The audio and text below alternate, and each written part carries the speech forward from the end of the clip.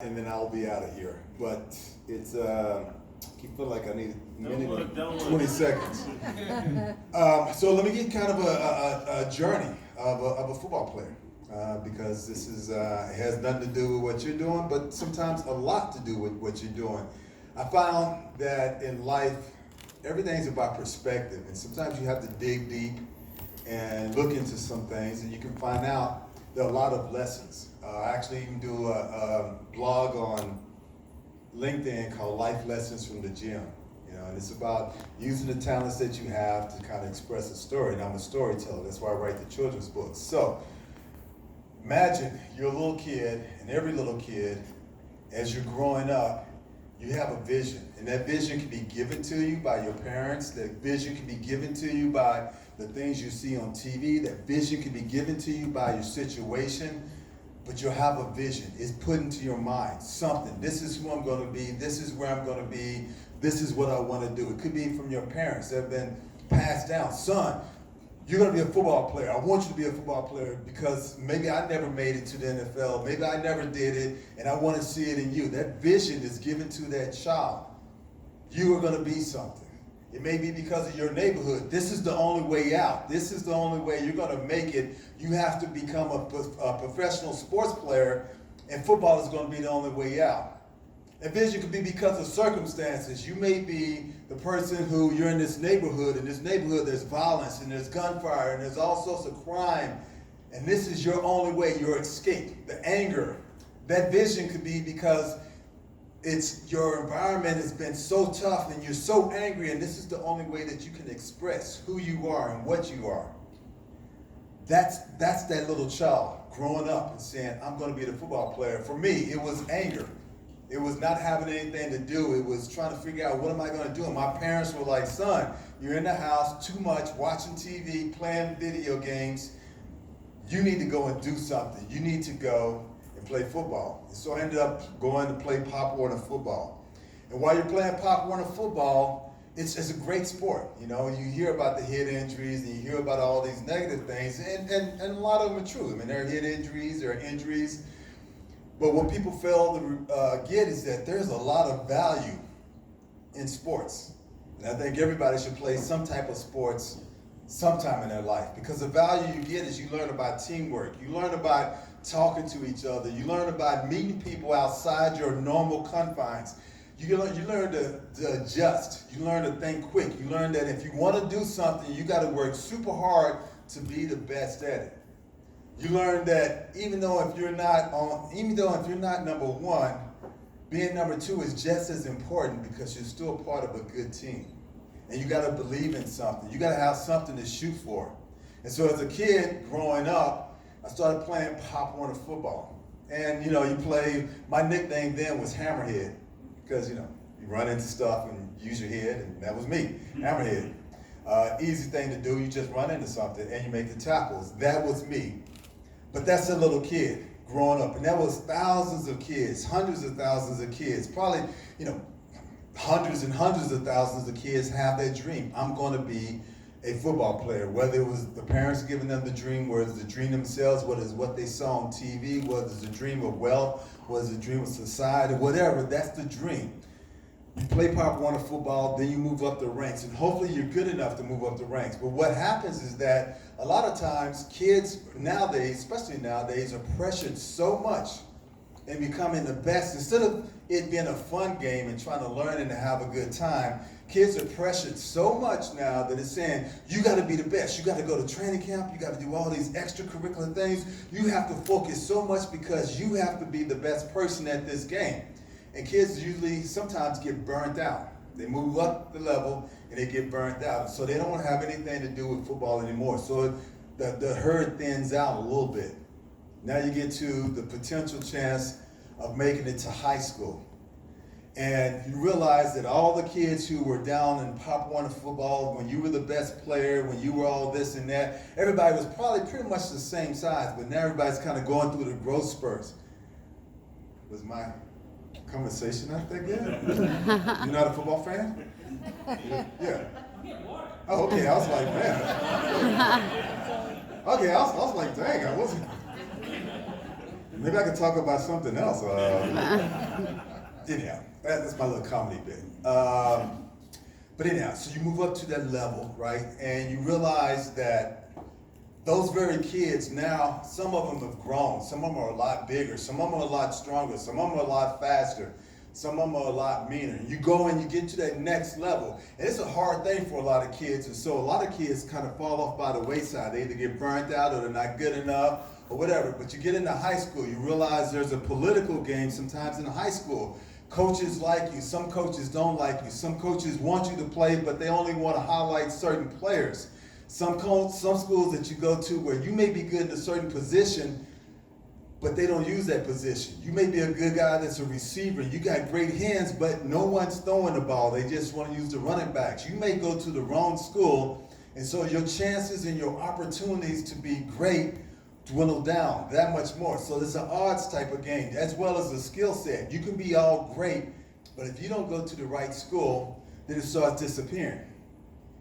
And you can fall into the trap of, I'm just going to do sports. I don't need to do well in school. I don't need to get the grades. I don't need to do whatever. And a lot of those kids fall by the wayside. So then you have kids who are now, their dream is dead, and they don't have an education, and they're wondering what to do. And a lot of those kids sometimes get into trouble, they're depressed. You go through a lot of heartache. Now you go to the next level. And miraculously, you may get drafted, you may get a scholarship to a college. And if you go to a college, this is great. But everybody wants to go to a big name college. Everybody wants to go and become a big superstar and go to this great college. But the reality is that a lot of times, and you do have to have that attitude, I gotta be the best, I am gonna be the best. You have to have the mindset that there is no one out there better than me. But you may want to go to one of those big colleges, but a lot of times those kids, those very kids who were all this and that at the high school, they go to the big college and they find themselves sitting on the bench. 4 years of sitting on the bench, and it's a test. How bad do you really want this? You gotta look yourself in the face. Do I want to play this, knowing that your career will probably end after your 4 years of college? Some kids go to college and they're all great, they're all superstars, but then they get hurt. And one injury could set, it could be over with. Dream is over with. Torn ACL, torn rotator cuff, ankle torn, something happens. And if your parents or if your life and your situation hasn't taught you that your education has to come first, then all of a sudden you're walking around saying, what am I supposed to do? And it's a journey. Sometimes it's a long fall down. A lot of guys walking around saying, well, what am I supposed to do? But at the same time, that very thing that may set you back may be the very thing that's the best thing in your life, because now all of a sudden you're forced to do something that you wouldn't normally do. Life is kind of a perspective, right? It's the way you look at it. But now you're in college, and maybe you're the superstar, and you have all the problems that comes with becoming a superstar. All of a sudden you're better looking because you're a superstar, right? My jokes are funny because you're a superstar. People open the door for you because you're a superstar. Things that you want are there for you because you're a superstar. And so you can fall in the trap of thinking, I am all that, and you start reading your own press clippings. They say, don't read your press clippings. And you start thinking, I am all that. And you forget that any one moment it could be over with. Any 1 second it could be gone. And anything can happen. And so you're in college and you're doing well, but hopefully you got a good education. But now you got other things that go against you. Sometimes you have the colleges themselves that will go against you. Colleges are saying, well, we just need to get as much money as we can from that person. Let him play, let him do extremely well. We'll get as much as we can. And then after that, give him some type of degree, but he hasn't deserved it. And he just gets used. He gets thrown in the system. And he walks out of college with some type of degree, but he hadn't learned anything. It's a story that happens, and you've read about it at times. That's the reality. But hopefully someone's taught you along the way to say, it can be over with at any moment, so get the education. This is your opportunity. And I'm just saying, this is if you got a scholarship. A lot of kids have that dream, have that I want to be a superstar, but they never get a chance to get a scholarship. Maybe they have to walk on. Maybe their parents don't have enough money. Maybe their dream is dead just because they're not noticed and no school is going to pick them up, but they don't have the means to get to any other school. That's the reality. So now that pool of numbers of all the kids that could potentially go to the pros has shrunk. I think it's 0.008% of people ever make it to the pros. And that's even for 1 year. They make it to the pros. But now you go, and fortunately, you play in college. And you're at a good college, because a lot of times the college you go to make a difference as well. You want to go to a college that people do recognize you or do look at you, so that they'll know who that person is. You may go to a small college and they're looking at you and they're saying, well, you got talent, but you went to a small college, so you may not be good in the pros because it's a small college. You're not going against the best of the best. So I don't know if that person can handle it in the pros. And so your chances of getting drafted may drop, even though you're a good player. It's kind of a political game. It's a situational game. But you're hoping that you can make it, and the draft day comes, and maybe you're one of those lucky few that get drafted. And you get drafted, and you make it to the pros. Now your life is changing. All of a sudden, the thing that you've been working all your life for, that vision, that dream, that thing that you had all your life, you've now achieved. And that could be the pitfall for some people. Because now you make it, and you set that goal, and you've reached that goal, and you stop, you relax. And all of a sudden, it just disappears. You go to the pros and you realize, man, the guys who I thought were the best guys ever, they're on second and third string. You may be the big man in college, and all of a sudden you go to the pros, and these guys are for real, because they're getting paid. This is their livelihood. This is their man among men. These are the best of the best of the best. Even your third string guys were the best of the best in their college. And you're going to get some of these guys, and you're like, wow, 6'5", 300 pounds, 6'7", 320 pounds, can move, can run. You got somebody that's 6'6", that's 270 pounds, and can run 4.64 in the 40. You got somebody that's 6'2", bench pressing 700 pounds. You got some of these huge guys, and you got some guys that aren't huge, but they're fast.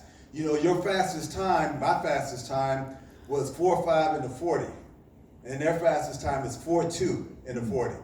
And when you think, that's only 3 seconds, that's not that much. There's a 3/10 of a second, that's not that much.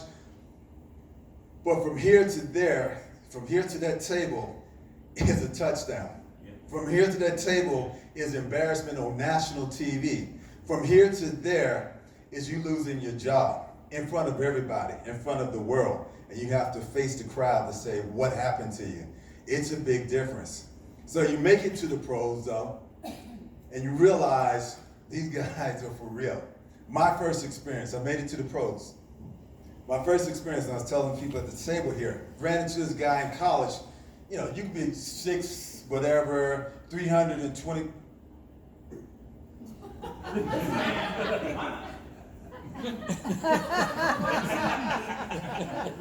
Please, thank you. I know. It's good. It's a good drink, I guess. Bring me a glass. It's be good. Anyhow, you're 6. You run into this guy. I ran into this guy in college in the pros. 6'2". He's 320 pounds. I think he's 340. His name was Todd P. I remember his name. Ran into him, and he just looked nasty. Just looked bad. And you got your image of what a pro player is going to look like, muscles coming out, all that stuff. And he just looked bad. I ran into him full speed. Boom! He just stood there looking at me. I walked back. I was like, welcome to the pros. And that one time taught me, no matter what, no matter who that person is, they're all the best of the best of the best. And you get into the pros and you realize you're trying to take somebody's job. This is somebody's livelihood. Somebody is fighting for their lives because they know that they're going to lose a good paying job, something that they've invested 18, 20 years of their lives to get to, and you're trying to take their job, and they're fighting for it tooth and nail. And a little thing can mess you up. I end up making it to the pros. I end up getting drafted 12th pick in the first round. Fortunate. I don't know how it happened. But the year I came out was the year that they were looking for linebackers. Everybody wanted the next LT. Everybody wanted the next best pass rusher. And so the first person taken in the draft was a linebacker. And that rarely happens. And then moving down the list, they picked me as a linebacker. Some of the coaches said I was too small. They said, you're 6'2", I was 235 pounds. and they said I was too small. I had to prove them wrong. But I ended up going to the Cardinals, and they said, well, you know, you're kind of fast, but you're not a defensive lineman, so we don't think that you could be a pass rusher. We want you to cover people. Every day in practice, I had to run up to the coach, coach, let me go against a pass rusher. Let me go against your best pass blocker. Let me go against your best offensive lineman every day in practice. And every day in practice, I would make it my mission to destroy him, make him look bad, make him drag on the back of my leg, and just splash him back. I'm sorry. But you just want him to be embarrassed so that they knew that this was your spot. That was the mentality I had to have. You got to be the best of the best of the best. Nobody's going to stop you. There is nothing that anyone can do that can ever stop you from doing what you need to do. This is your job. This is your mission, and you have to be the best at it. That was my attitude. Nobody was going to stop me. And every day in practice, I would try to destroy them and get to the quarterback. So finally, they had to realize, well, maybe he's a pass rusher. And I became a pass rusher. And so when you hear 89 sacks for my career, that was pretty good because that was my job. And I was trying to be the best at it. But we also hear the percentage of guys, the average lifespan of an NFL player is 3.5 years, something like that. So now you've invested 20-some years of your life for 3.5 years to try to make it big. In those 3 or 4 years that you have, you may be a bench warmer, you may be from team to team to team, you may be whatever, and it's a long journey. Then it stops. All of a sudden, everything that was great for you, it stops. You know, all of a sudden, the doors that were open, oh, you're so-and-so, they close. All of a sudden, now you're a little bit older. The things that you used to do with your body, you can't do anymore. Maybe you've had some injuries, because those are some of the things that can set you back as well. But all of a sudden, those doors are closed.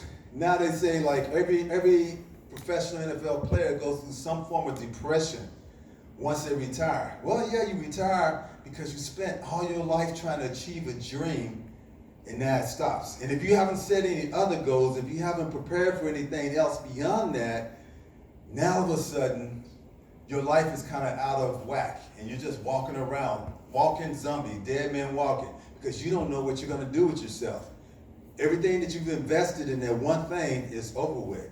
And you're kind of like, what am I supposed to do? Who am I? And where am I?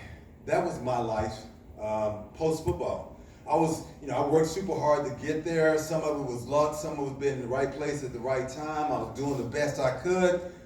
But then it stopped. I had an 11-year career, and it stopped. And now I'm walking out, and everybody's like, oh, man, you still look like you can play. But you couldn't play. I couldn't play anymore. And that hurt probably more than anything. Is when you and it was, it wasn't meant in any ill way. It was actually meant as a compliment. But when you hear, oh, you look like you can still play, but you know you can't. You know your career is over with. It's almost like a dagger in your heart. It's over with. That dream, everything that you've invested is over with. And so sometimes you wander around. A lot of players, you hear about a lot of players who go broke or can't find what they're going to do, and they just kind of hang on to their old life. It's because this is all they had. This is their journey, and there's no whatever is next. They've never prepared for whatever is next. It's never been taught to them to prepare for whatever is next. You've invested everything to this one dream, and once that dream stops, you have no other dream. Some guys do, and it's getting better now. A lot of guys are starting to look at what can I do beyond football. But before, it was always taught, put everything you have into the sport. Because if you don't put everything you have into the sport, then you really don't want it bad enough. And so now the career is over with, and you're trying to say, what am I supposed to do with myself? It's just like a person when you retire. You become 65 years old or whatever, and you retire, and you say, what am I going to do? I'm still young enough to move around. I'm still young enough to do something. But I don't want to just sit in the house the whole time and do nothing. There has to be more than life to that. But you see a lot of older people, not myself, but you see a lot of older people who sit around and waste away. And they start losing everything. You start losing your will to live. You start losing your life. You start not taking care of your body. The fire that was there is no longer there. You start just kind of wasting away. So you'll see a guy who who used to be a certain size or used to be a certain way, and all of a sudden now they're 300 pounds or whatever, because they just kind of lost the will to do anything. Because what they saw as their dream is gone, and they have no other dreams, and they stopped dreaming beyond that. For me personally, I didn't know what to do. I wandered around. I did a lot of things, and I've been blessed, man. I've had a great career, post-career, that I've been able to do a lot. I mean, I've met presidents. I've done some things in the space industry. I've written books. I've done a lot. But you still sometimes don't know what that one thing is. What's that one thing that I can do that's going to impact people, that's going to make a difference in someone's life? And one thing that's my skill set, that's my talent, that I can do something great. And that's the question I guess we all can ask ourselves is, what is that one thing that I can do that's great? And sometimes we think it's something that has to be so big, so like a great picture that everybody's going to look at it and say, ooh, wow, wee. But the reality is that one big thing, that one thing that's so great can be something that's so small that only one person notices, but it can make a difference in the world. It can be just calling somebody to say hello. It could be just helping somebody across the street. It could be just smiling. I mean, I think if anything during the pandemic that we've learned is a simple phone call can make a world of difference. A handshake is something that we miss. A simple, hey, how you doing? I don't want anything from you. I'm not trying to sell you anything. I'm just checking up on you just to see how you're doing. It can make a world of difference. For me, signing an autograph. I used to sign autographs here and there. I used to sign autographs for kids, and then I used to get a lot of people would send cards and different things like that to the house for me to sign. And I would just kind of, unfortunately, I would just throw them away or set them to the side. Just really didn't think about it. I was kind of just burnt out with football. My youngest son came to me, he said, Dad, these people, this may be the only thing that they have. This may be something that's so special for them that they're reaching out to you to sign. You need to sign those things. And, you know, when you get taught by your kids, that's pretty, you know, it's a lesson to learn, right? And so I started signing, and you start realizing that simple thing, that thing that you thought was nothing, could have been the very thing that was the most important thing in their life for them. And that can make a big difference. And so, for me, I'm trying to make a difference in people's lives. And I'm not saying this to try to pat myself on the back or to say anything. I got tons of issues. I'm working on tons of own personal problems. But aren't we all like little kids that are grown up, they're still dealing with some of those same issues that we were dealing with when we were kids, right? And so the good thing is if you can plant seeds, if you can do something outside, if you can do something special, if you can make a meal and just sit down with your kids to have a meal, if you can, you know, go fishing, set something that's going to become tradition in your family, those things make a world of difference. And sometimes we undervalue the little simple things, and we put so much value on the bigger things. Little simple things can make a world of difference to people. I'm executive director of a nonprofit now called Touching Heart, and we're trying to teach young kids about compassionate leadership. You know, at first I was kind of like, okay, I got this job, let me see what I can do with it. But I realized we all have the ability to do something. We can make a difference in this world, you know, in our own special way. You can be a mother who makes a habit of cooking a meal for your kids every Sunday. And you'd be surprised when you stop doing it, how your kids will come back and say, well, what happened to that meal? Or that may be the time that you all get together, you put away the video games, you put away the whatever, and you sit around and you talk to each other. Those who have kids probably remember the times when you used to walk your kids to the bus stop, and it's the greatest thing in the world, but then that moment when they stopped you, when they didn't need you anymore to walk them to the bus stop, was probably like the saddest day of your life because they no longer needed you. That habit of doing something with them stopped.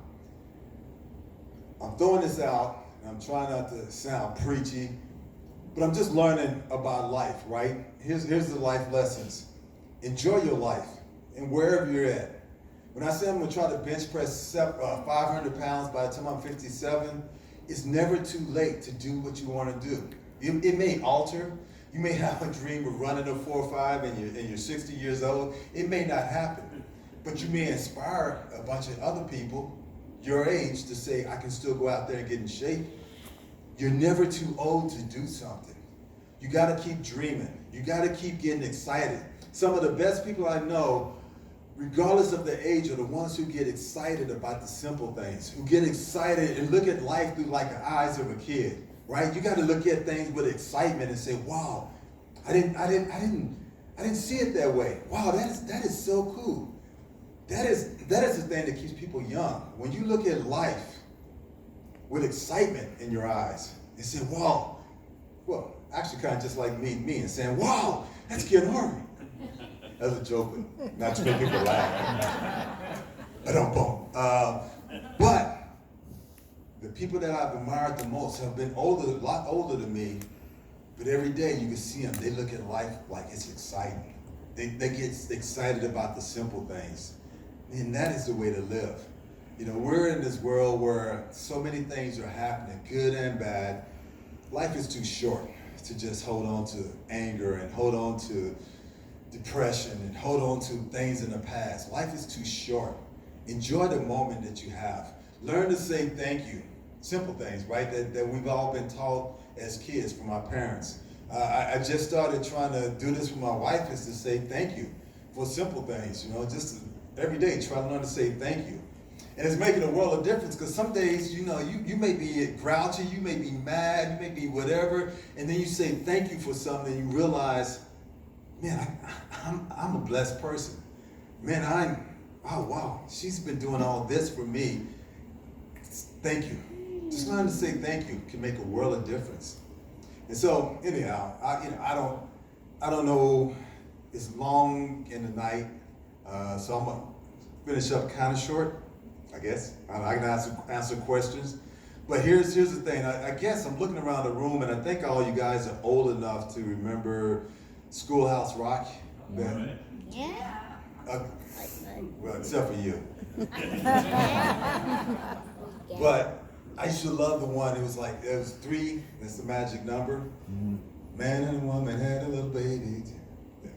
I'm not a singer. Anyway, but it was like they had 3 in the family, and then it's like, and then it's had these football players running through this tunnel, 3, 6, 9, and they would go through the tunnel, and at the end it was 30, and he had these big shoulder pads. And I looked at that and said, that's going to be me one day. But I say the reason that 3 song has always hit me, because 3 is a number, is something magical about that number. I look at it and say there are 3 things that can keep you a mental slave. 3 things. Complacency. You know, you do something and you just do it all the time. Complacency. You're not trying to get better. You're not trying to do anything. You settle for where you're at. Complacency keeps you a slave. Even if it's not and learning what you're doing in your job, it's reading other books. It's doing something different outside, parking in the same spot you park in, eating the same foods you eat in, doing the same thing every day. Complacency can destroy you. It can set you back. It can keep you a mental slave. Fear can keep you a slave. Fear. There's so many things in life that are so great out there, but we're fearful to do it. We're fearful to take a chance. I'm fearful. As big as I am, and as muscular and as strong as I am, a lot of times I have been fearful of things. And so I've had to learn, you got to get over the fear. Fear will set you back so many ways. You have to take a chance. You have to step out. Speaking in front of somebody is stepping out in faith, right? It's taking a chance to say, okay, I'm going to do this, even though everybody's looking at me. Step out with that fear. But fear will keep you a mental slave. And there's so many people that are caught up in that and don't do anything. Don't speak out. Don't take a chance. Don't do whatever. Fear can keep you a mental slave. And then lack of education. Lack of education will keep you held back. You know, when I say lack of education, it's not just reading books. Although reading books are great, you got to read books, you know, you can do whatever, but just educating about the world, wisdom, listening to somebody has more experience than you, finding out about other things, going outside your boundary, testing different things. That's educating. One thing football gave me was the opportunity to meet people outside of the small world that I was in. And I met a guy, I remember this, met a guy in college, scraggly beard, chewing his mouth, You know, just big old nasty looking guy. And automatically in my mind, it goes, I'm from Texas, and that was in my mind, same old type of guy that was a racist, he's gonna be nasty, he's gonna be whatever. Turned out the guy was my best friend, roommate, good guy. But we had to get into football to get a chance to know each other, to really get a chance to see who that person was. That's the great thing about sports. Sometimes we have to step outside of what makes us comfortable. And we have to educate ourselves that there's so many things out there in the world. And then you can find out, life isn't as bad. So if there's anything, just remember those 3 things that can keep you as a prisoner. Fear, lack of education, and what was the third one? Complacency. Okay. I'm not a poster child for head trauma.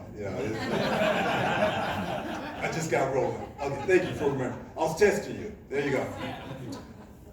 But reality is that life is short, and I don't know. Who knows what's going to happen to any of us, right?